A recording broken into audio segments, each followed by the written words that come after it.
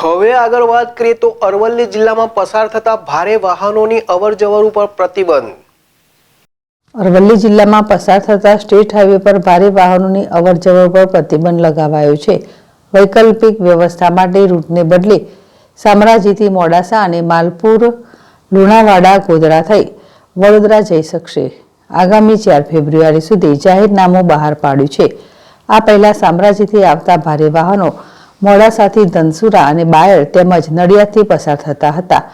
વારંવાર અકસ્માતો થવાના કારણે 1 મહિના માટે જિલ્લા કલેક્ટર પ્રાયોગિક ધોરણે જાહેરનામું બહાર પાડ્યું છે. સવારે 8 થી રાત્રે 8 વાગ્યાના સમય દરમિયાન ભારે વાહનો માલપુર, લુણાવાડા થઈ ગોધરાથી વડોદરા જઈ શકશે.